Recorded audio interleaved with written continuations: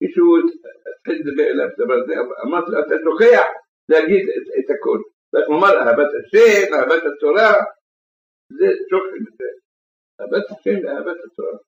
כולם כתוכו נתנן, כולם רבותינו, התקנת הגדולה וכנם הנביאים, וכת אהבת עולם אהבתנו, בבוקר, בערב, וכאן כלול אהבת התורה, ערך התורה והמעלות שלנו, והמעלות של זה, למה נכתבו, מה התוכן של ברכות, ברכות של לפני קריאת שמע, התוכן שהאדם שקורא את זה בתוך הבנת מה שמוצאים מפיו, בזה יזכה ליראה ולאהבה, כאילו ורחימו. ושיקבל עליו עולמות תברך, קבל אותו בלב שלם, יראת עולמות תברך, אהבת שם תברך. לאחר שראשון שיוצא אור, הכל שם מסופר על מלאכים, על מלאכים, איך עום למשל נאמה ורע, מלאכים עובדים נאמה ורע, כדי שאדם ידע, זו מה העבודה שלמה, לכך נוצרת. קורא אני אהבת עולם תנו, רואה את אהבת שם תברך, קורא ותראה. מה כתבו, אני בשר אדם מה אני? אנחנו נעלמים, מחד יפגע בנו, יומני, מה אתה? וכך באלה אומרים כננו, מה אנחנו, מה חיינו, מה, כל אלה. דוד המלך עליו השלום, אמר, אנוכי תולעת אלוהים, כמו שעולם. יבוא אחד אומר, אמרה, אתה תולעת, מה אתה כלום, מה אתה איתות, מה אתה פרעות, מה אתה, פרעות, מה אתה, אבל זהו המצב, שאם האדם, כל הערכתו, והסתכלותו, מחצותו על נטלותו, על הגוף, לא ידע כלום. לא על מן הנפק. אדם צריך לדעת, יש לו נשמה. דווקא הגוף הוא רק מלבוש לנשמה. כמו שאנחנו רואים מלבוש לגוף, ויש אדם שהוא מתעניין רק מלבושו, ויהיה תחת המלבוש יהיה כל מיני לחלוכים וזוהמות ופצעים ועניינים, וזה לא יספוד. אותו דבר, גם כן. על בשר אדם לא ייסח. גוף נקרא בשר אדם. בשר אדם זה הנשמה. ולכך נברא בעולם. יש מזון לגוף ויש מזון לנשמה. המון העם מרגישים רק במזון לגוף, רק שרעבים, צמאים, לחתיכת לחם ולקצות מים, ולקצות מים. אבל לחכמים צריך להיות להגעתם והרגשתם במזון הנשמה. במזון הנשמה, לתורה, לתפילות, לתפילות בוקר וערב. בימים קדמונים, בתקופות קדומות, בתקופות הראשונות, לא היה עונש חמור לאדם אם לא התפלל ולתחמה. כדי שלא היה להם, לא חשבון מדויק כל יום מרכז השמש, ולא שעונים מדויקים, ולא עניין היה עניין זה. לכן, לא, כיוון שהר"י בעצמו כותב, קשה לכוון. ועכשיו שיש לנו חשבון מדויק, חשבון מדויק, כמעט בכל מקום, אפילו על חלקי הרגע, יכולים לחשב את זה, כשאדם בא לקבל עול מלכותו יתברך, מאיך מכן לכם חלקו הצבא, להמליך אותו עליך. איך ייתכן? איך המסכות האדם, דעתו, שהוא חכם ונבון מבין, אני את המוסר לא אעשה ממנו מוכר. אם אני בא לתת, המוסר היא כמו דורון שאנחנו נותנים לקדוש ברוך הוא. ניתן לו דורון פשוט, ניתן לנס הנס, תוכל להביא לו, כמו קורבן. נזהרים להביא קורבן, כמו הבש, קריב קורבנון בכל רצונו מחטאיהם. כל מסמסורת שאנחנו עושים, ולהיות מן המאוחר. יש מסכת זבחים דף בשושמה. האדם שמביא קורבן צריך לסמוך עליו. הוא אומר, מעשה שמחה שירה מוספה. מה זה שירה מוספה? בשיריים אנחנו קוראים את זה מקומן. השיריים צריך לפור אותם, נתן לו עקב. מעשה אותם שיריים, מסומה לא כפיד עליהם, לא קיים אותם. מעלה עליו כתוב כאילו לא חפר וחפר. מה זה? כאילו לא חפר וחפר. הגמרא אומרת, כאילו לא חפר כלפי שמיים. וחפר. אומר רש"י, כאילו לא חפר, לא עשה את המצווה ממנו מובחר. למה השאיר אותם? למה זלזל בהם? אבל הוא צריך, יש עדות, צריך לעשות שמחה. למה לא עשה את זה? לא מובחר. לא חפר כלפי שמיים. לא עולה מושגת בשמיים, לא מתקבלת. לפני לא עשה את זה מן המוחר. אבל זה חפר. לא אומרים תביא עוד פעם כבר. אדם מתפלל, לא חבר. לא מתפלל בזמן. כאילו לא מתפלל בשמיים.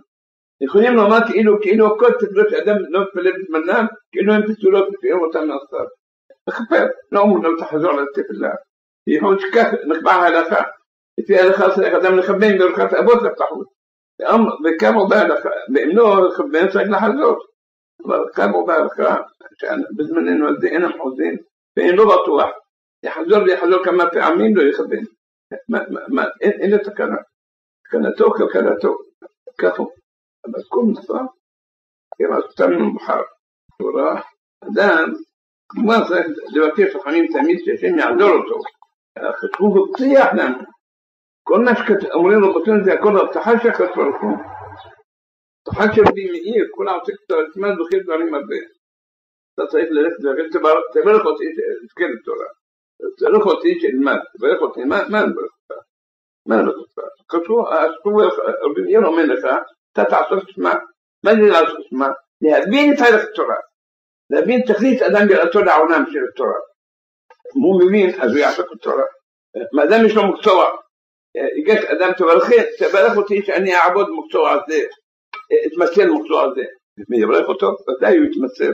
הוא מבין, בלא המקצוע הזה לא יהיה לו פרנסה.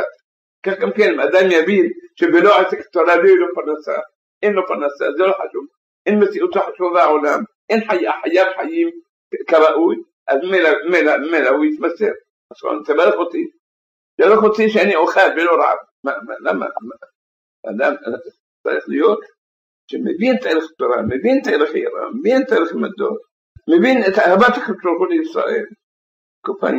לפעמים אדם מרגיש בעצמו חולשה, אבל לפעמים בדור האחרון ראוי מאוד להתמצל לחינוך הילדים, חינוך הבנים והבנות, לחנך אותם שיהיו כולם צדיקים וקדושים, לתקן את עוון הדור, פי העולים מנופים סת העוז. ככה אמרו רבותינו, אחרי תשכון לבצור לישראל, לקח בנים ערבים. כשהבנים נתקן אותם, אני אומר לכם מתוך ניסיון, נגש אליי ילד אחד, אולי בכתה א', בכתה זה, למה תעמו? התחלתי לחשוב, כמה אני מלמד תינוקות, מה אני עושה? כך חשבתי. העולם עומד על האהבה שלו, איך אני אפסיק אותו? איך אשלח אותו מלפניי? העולם, כל זמן שהוא לומד, ממשיך ללמוד, עוד מילה, עוד דקדוכים, עוד אותיות, עוד עניין זה, העולם עומד על האהבה שלו, איך אני אפסיק אותו? זה יותר חשוב מהלימוד שלי. וגם כן למדתי עוד דבר. איך הוא לומד? הוא לומד, הוא מסתכל יפה, אות ואות, עד שהוא מבטא את המילה בשלמותה, ומתפלל לאט לאט. אם הייתי אני מתפלל כמה היה יפה תפלה שלי. אברהם, ככה, וכן הלאה, וכן הלאה, וכן הלאה. חיילה מברך. ככה צריך להתפלל. ויש פעמים משלמת, אני הבנתי אותו באופן מיוחד, יותר ממה שאני מתפלל אותו כל ימי.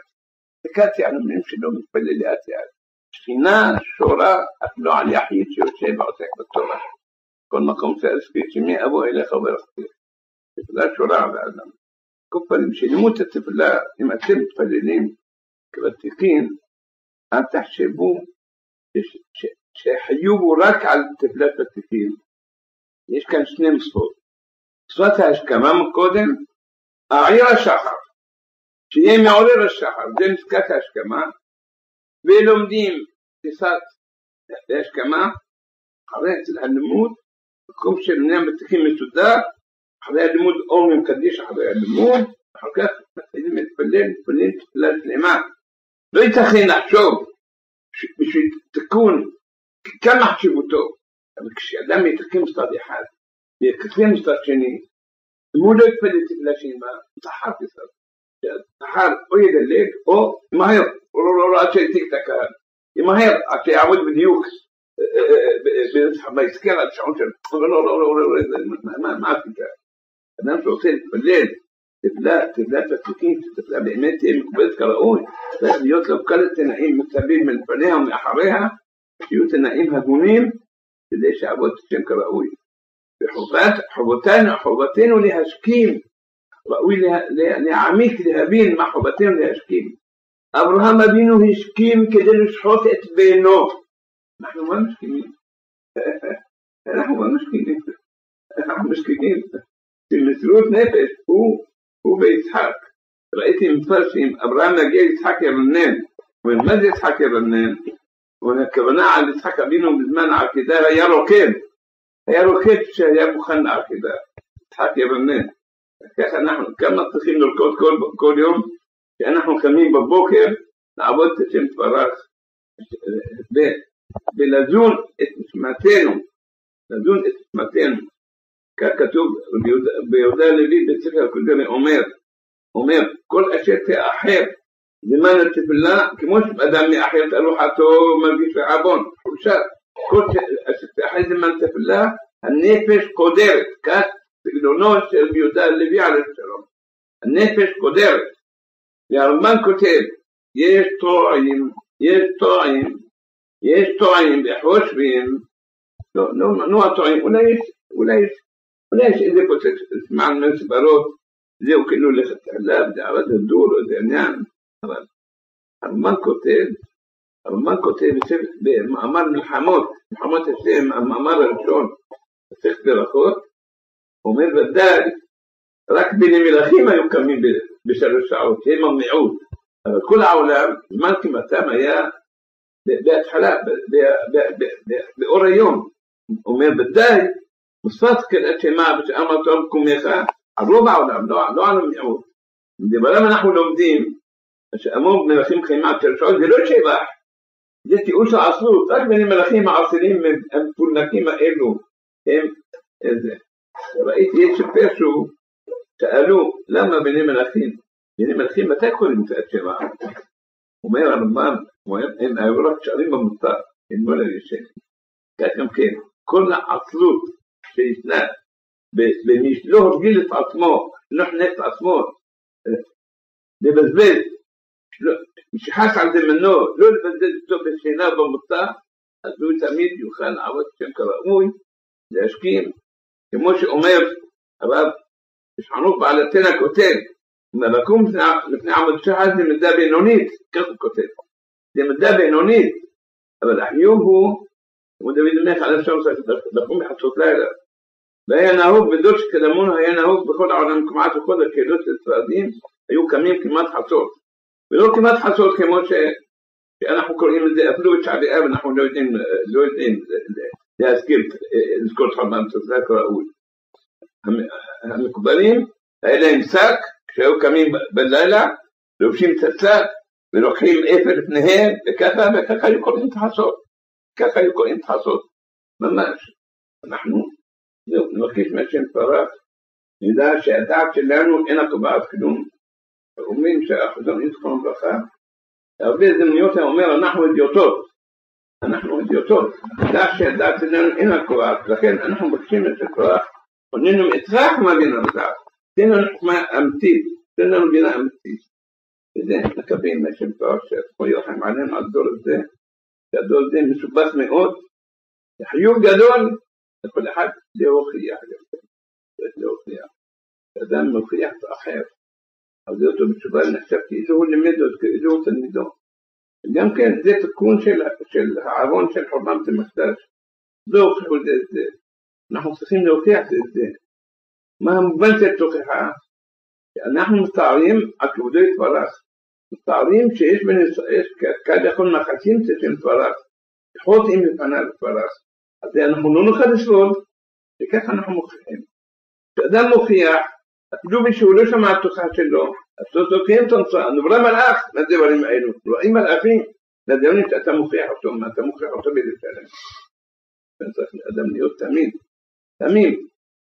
תמים, דברים מסבירים, כל מיני הסברים, כדי להסביר לאדם שיוכל לשאל בעצמו, להבין שכאילו הוא מקיים צדק מצוות.